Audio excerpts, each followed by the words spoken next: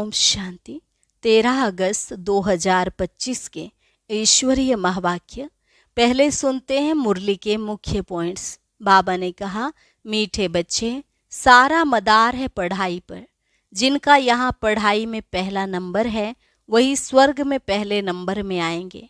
यह दुनिया है कांटों का जंगल। यहाँ तो आर्टिफिशियल सुख है, रियल सुख तुम्हें एक बाप ही देते हैं। सुखदाता बाप के बच्चे बनकर भी अगर तुम्हें दुख की फीलिंग आती है तो जरूर तुम्हारा यह बहुत बड़ा कर्म भोग है। फिर बाबा ने कहा, तुम्हारे जो भी कर्म भोग हैं उनको अब योग द्वारा चुकतू करना है।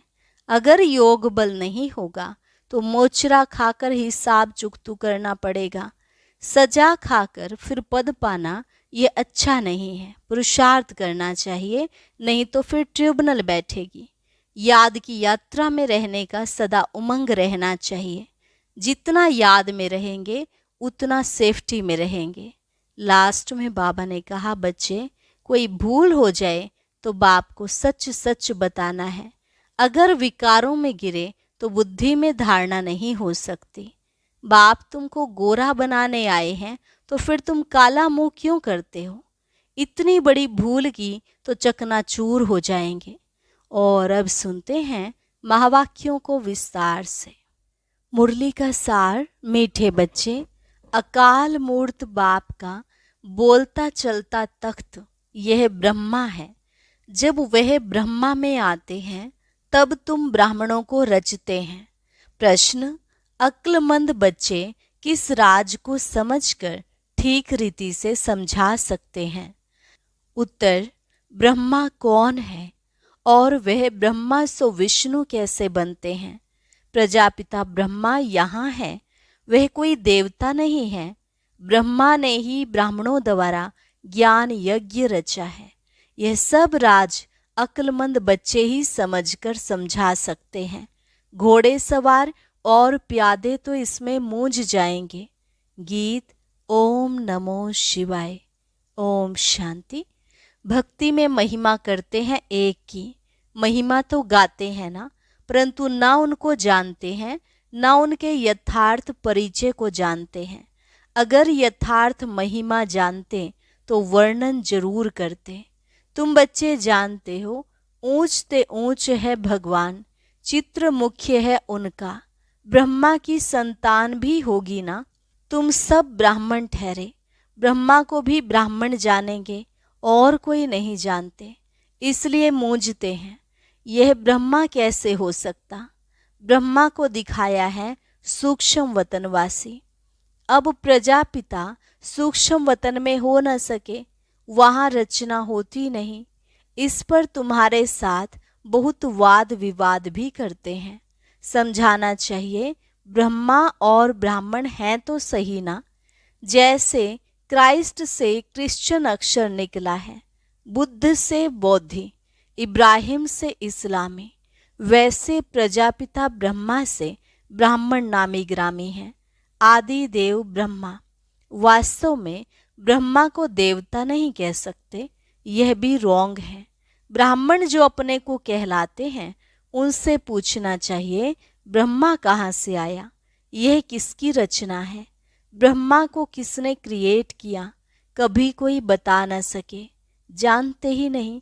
यह भी तुम बच्चे जानते हो, शिव बाबा का जो रथ है जिसमें प्रवेश करते हैं, यह है ही वह जो आत्मा श्री कृष्ण प्रिंस बना था। 84 जन्मों के बाद ये ब्रह्मा आकर बने हैं। जन्म पत्री का नाम तो इनका अपना अलग होगा ना, क्योंकि है तो मनुष्य। फिर इनमें प्रवेश करने से इनका नाम ब्रह्मा रख देते हैं। यह भी बच्चे जानते हैं, वही ब्रह्मा विष्णु का रूप है। नारायण बनते हैं ना। 84 जन्मों के अंत में भी साधारण रथ है ना। यह शरीर सब आत्माओं के रथ हैं। अकाल मूर्त का बोलता चलता तख्त है। उन्होंने फिर वह तख्त बना दिया है, उसको अकाल तख्त कहते हैं। यह तो अकाल तख्त सब हैं। आत्माएं सब अकाल मूर्त हैं। ऊंचते ऊंच भगवान को यह रथ तो चाहिए ना। रथ में प्रवेश हो बैठ नॉलेज देते हैं, उनको ही नॉलेजफुल कहा जाता है। रचता और रचना के आदि मध्य अंत की नॉलेज देते हैं। नॉलेजफुल का अर्थ कोई अंतर्यामी व जानी जाननहार नहीं है।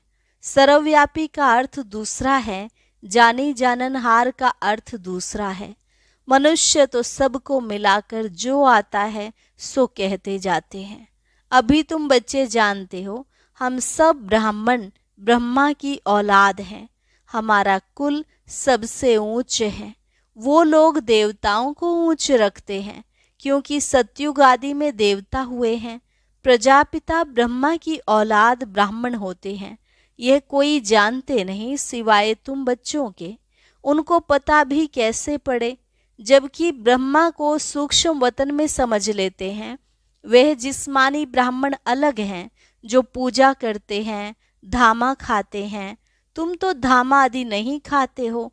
ब्रह्मा का राज अभी अच्छी रीति समझाना पड़ता है। बोलो और बातों को छोड़।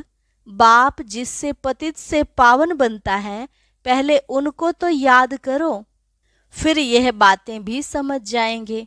थोड़ी बात में संशय पड़ने से बाप को ही छोड़ देते हैं। पहली मुख्य बात है अल्फ और बे। बाप कहते हैं मामेकम याद करो। मैं जरूर किसमें तो आऊंगा ना, उनका नाम भी होना चाहिए। उनको आकर रचता हूँ। ब्रह्मा के लिए तुमको समझाने का बहुत अक्ल चाहिए।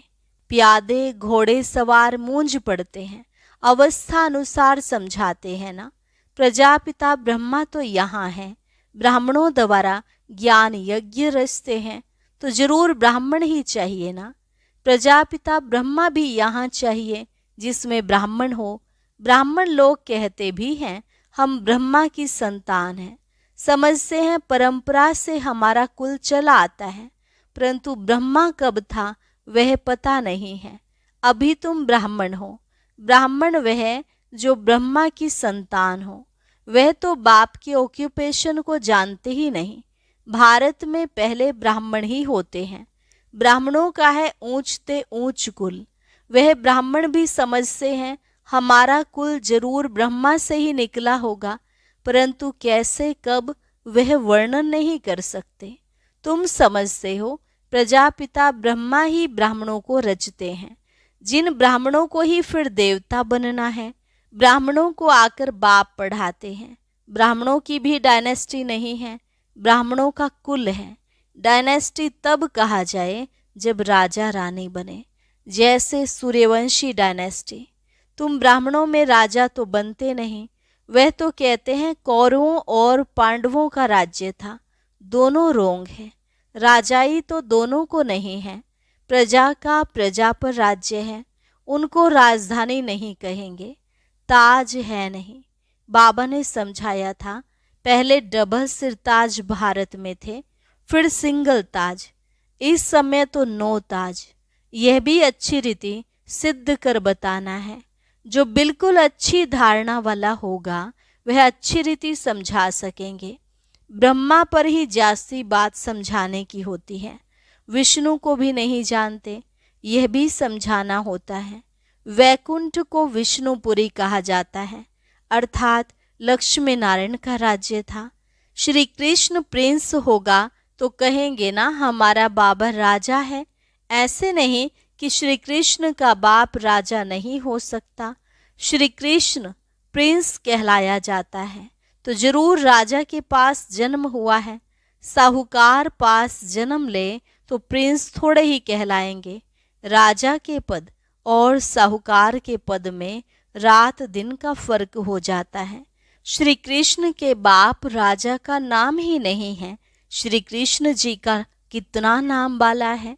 बाप का ऊंच पद नहीं कहेंगे, वह सेकंड क्लास का पद है, जो सिर्फ निमित्त बनते हैं श्री कृष्ण को जन्म देने। ऐसे नहीं कि श्री कृष्ण की आत्मा से वह ऊंच पढ़ा हुआ है, नहीं। श्री कृष्ण ही सो फिर नारायण बनते हैं, बाकी बाप का नाम ही गुम हो जाता है जरूर ब्राह्मण, परंतु पढ़ाई में श्री कृष्ण से कम है। श्री कृष्ण की आत्मा की पढ़ाई अपने बाप से ऊंच थी, तब तो इतना नाम होता है। श्री कृष्ण का बाप कौन था यह जैसे किसको पता नहीं, आगे चल मालूम पड़ेगा। बनना तो यहाँ से ही है। राधे के भी माँ बाप तो होंगे ना, परंतु उनसे राधे का नाम जास्ती है, क्योंकि माँ बाप कम पढ़े हुए हैं। राधे का नाम उनसे ऊंच हो जाता है। यह है डिटेल की बातें बच्चों को समझाने के लिए। सारा मदार पढ़ाई पर है। ब्रह्मा पर भी समझाने का अक्ल चाहिए। वही श्री कृष्ण जो है, उनकी आत्मा ही 84 जन्म भोगती है। तुम भी 84 जन्म लेते हो। सब इकट्ठे तो नहीं आएंगे। जो पढ़ाई में पहले पहले होते हैं वहाँ भी वह पहले आएंगे। नंबरवार तो आते हैं ना। यह बड़ी महीन बातें हैं। कम बुद्धि वाले तो धारणा कर न सके, नंबरवार जाते हैं। तुम ट्रांसफर होते हो नंबरवार। कितनी बड़ी क्यू है जो पिछाड़ी में जाएगी। नंबरवार अपने अपने स्थान पर जाकर निवास करेंगे। सबका स्थान बना हुआ है। यह बड़ा वंडरफुल खेल है, परंतु कोई समझते नहीं है। इनको कहा जाता है कांटों का जंगल। यहाँ सब एक दो को दुख देते रहते हैं। वहाँ तो नेचुरल सुख है, यहाँ है आर्टिफिशियल सुख। रियल सुख एक बाप ही देने वाला है। यहाँ है कागविष्टा के समान सुख। दिन प्रतिदिन तमोप्रधान बनते जाते हैं। कितना दुख है। कहते हैं बाबा माया के तूफान बहुत आते हैं, माया उलझा देती है। दुख की फीलिंग बहुत आती है। सुखदाता बाप के बच्चे बनकर भी अगर दुख की फीलिंग आती है तो बाप कहते हैं बच्चे यह तुम्हारा बड़ा कर्म भोग है। जब बाप मिला तो दुख की फीलिंग नहीं आनी चाहिए। जो पुराने कर्म भोग हैं उसे योग बल से चुकतू करो।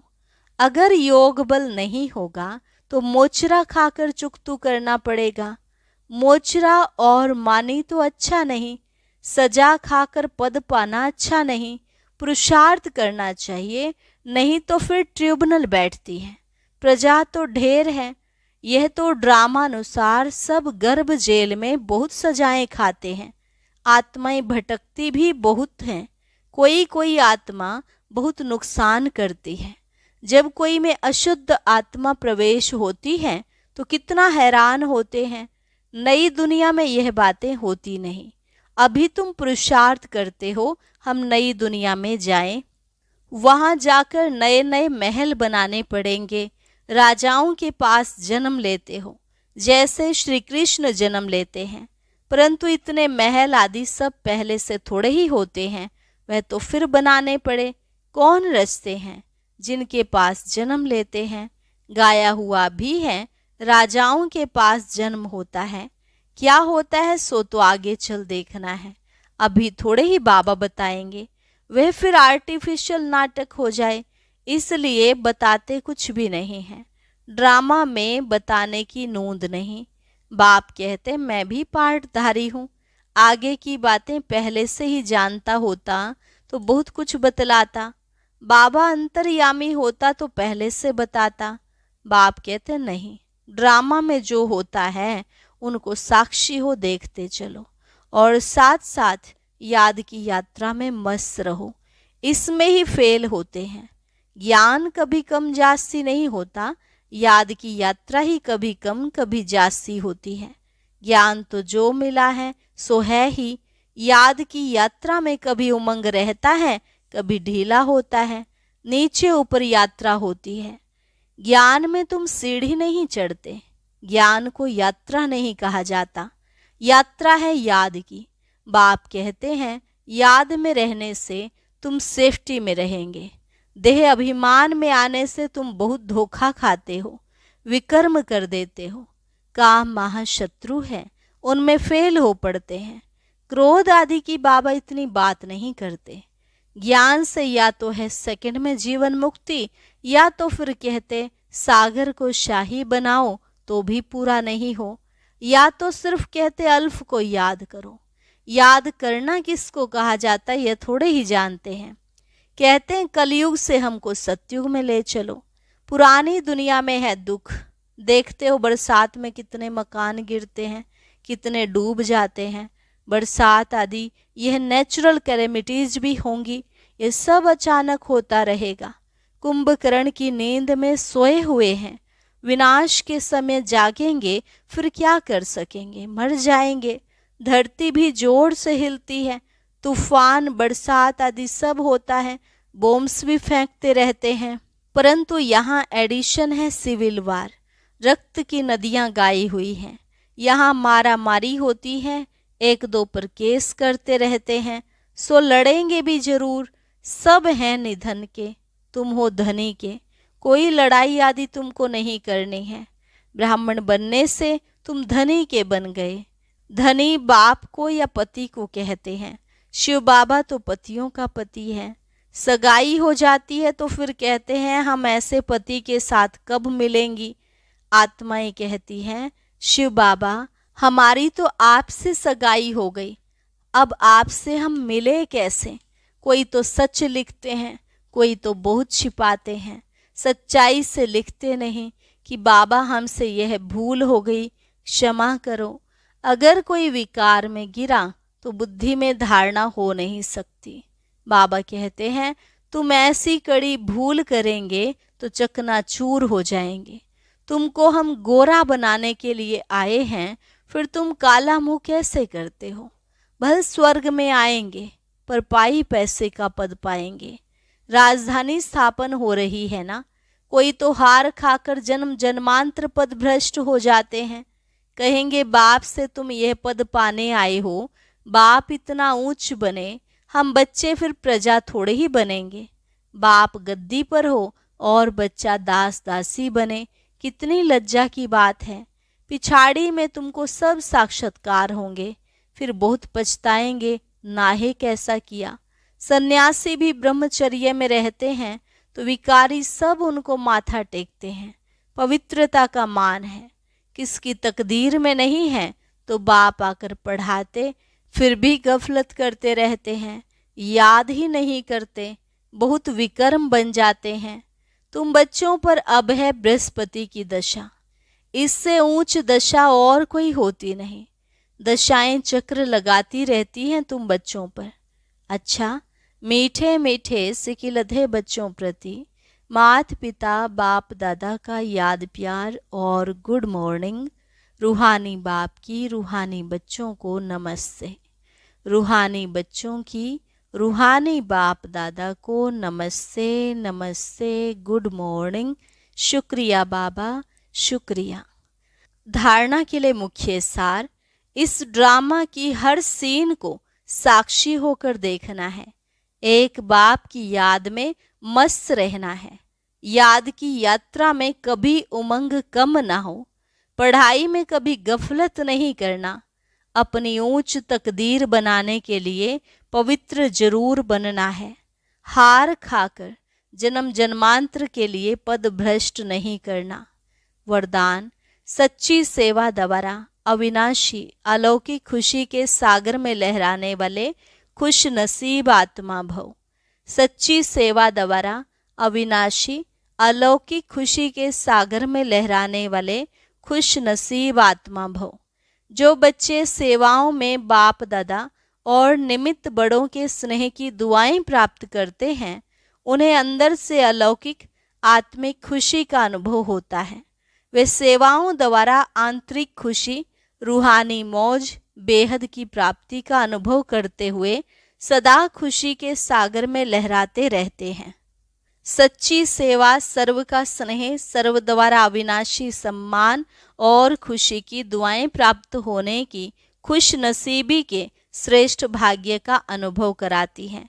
जो सदा खुश हैं वही खुश नसीब हैं। स्लोगन, सदा हर्षित व आकर्षण मूर्त बनने के लिए संतुष्ट मणि बनो। सदा हर्षित व आकर्षण मूर्त बनने के लिए संतुष्ट मणि बनो। और आज का व्यक्ति इशारा, सहज योगी बनना है तो परमात्मा प्यार के अनुभवी बनो। कर्म में, वाणी में, संपर्क व संबंध में लव और स्मृति व स्थिति में लवलीन रहना है। जो जितना लवली होगा वह उतना ही लवलीन रह सकता है। इस लवलीन स्थिति को मनुष्य आत्माओं ने लीन की अवस्था कह दिया है। बाप में लव खत्म करके सिर्फ लीन शब्द को पकड़ लिया है। आप बच्चे बाप के लव में लवलीन रहेंगे तो औरों को भी सहज आप समान व बाप समान बना सकेंगे। अच्छा, और अभी सुनते हैं आज का अव्यक्त ज्ञान मोती।